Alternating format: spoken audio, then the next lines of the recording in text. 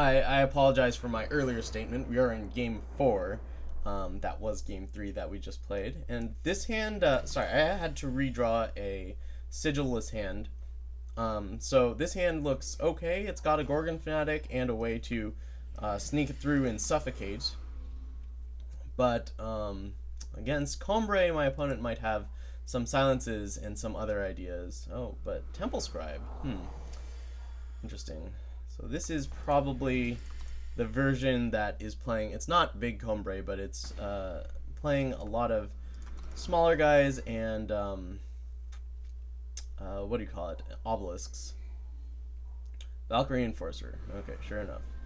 Alright, so let's start just getting aggressive, I suppose. I can suffocate the Valkyrie Enforcer and attack for 6. Then next turn I have the Deathstrike available for potentially my opponent's blocking. I mean, I think that's usually Combray's game plan when it comes to fighting aggressive decks. So like on 4 power they could easily have a Sandstorm Titan or something, which I would love to Deathstrike. Like Chancellor's Seraph. Also acceptable to Deathstrike.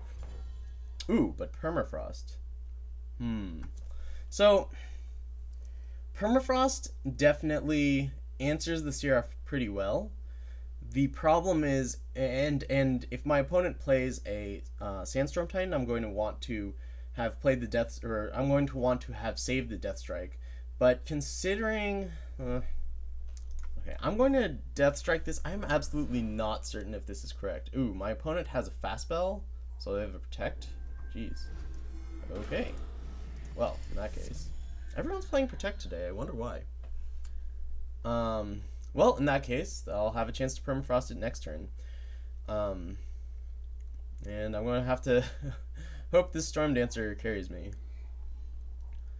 Okay, Combray Healer. That's actually pretty annoying.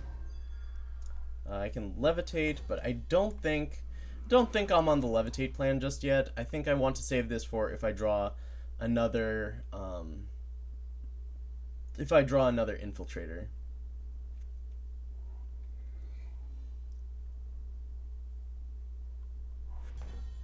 Okay, this screams Desert Marshal, but what are we going to do? Not attack? Oh, there's Wasp. Okay. Alright, alright.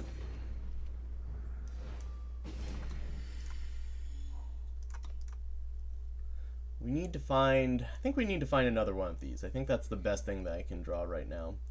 And I'm going to have to Permafrost this Seraph, of course, because otherwise it's going to start making huge units. Okay.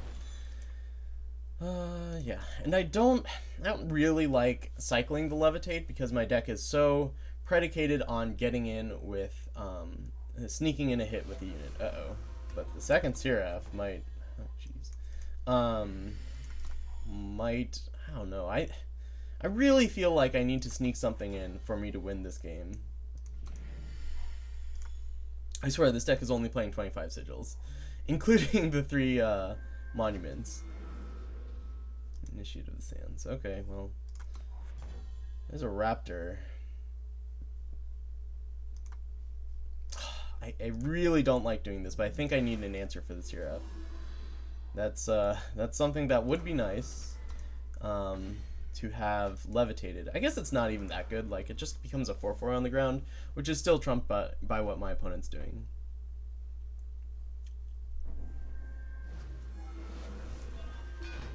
Plated Demolisher. Well, that's probably going to die at the start of the enemy turn. So, it is going to get 1 attack in, which is kind of annoying, but I can take down the rest of my opponent's armor.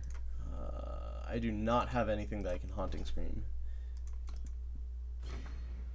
Although, I can chump block with the Lethrai Ranger, and then Haunting Scream it, and then potentially Dark Returns are pretty good with the Lethrai Rangers later on.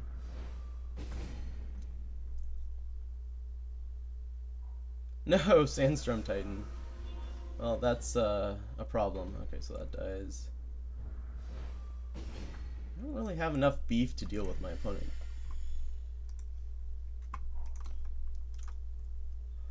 So, as far as this deck goes, there are some variations on this that try to use Haunting Scream.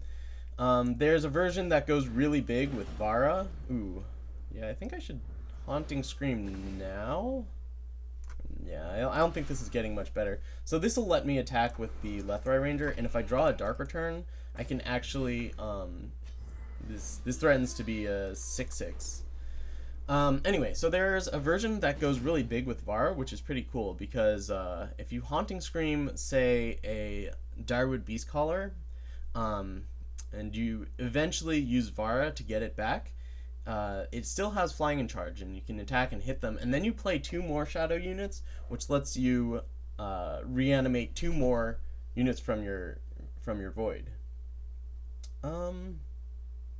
Sure, I'll take this hit. Maybe I should block, I'm not sure, but oh, another Sandstorm Titan. That's unfortunate. Oh, there's a Gorgon Fanatic.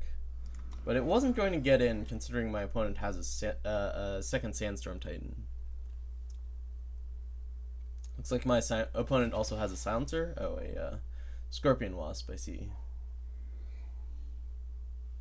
I don't like my chances in this game, especially since my opponent can just keep on activating Seraph, and that's a problem. Okay, I'll block with these 2. I can't just continually take damage from my opponent. Interesting killing that one. Well, considering the card in my hand is a Sigil, I don't think it really matters. I think I'm pretty dead regardless against an active Seraph, Sandstorm Titan, and even a Scorpion Wasp. Like I said, this deck's plan is predicated on getting in early, and hitting them in order to get ahead early, and then staying ahead. It doesn't do too well from a board state like this. Sandstorm Titan is a problem, and that's why you have, what, 6 cards or so in order to deal with it. 6? 1, 2, 3, 4, 5, 6, 7, 8. 2 Annihilates plus the 6 kill spells. Yeah, this is bad. I think I'm just taking a lot of damage. I can't even see this helping. I actually can't conceive of a sequence that'll get me out of this, so I'll go ahead and concede. Okay, let's see if we can end on a positive note in Game 5. I'll see you guys in a bit.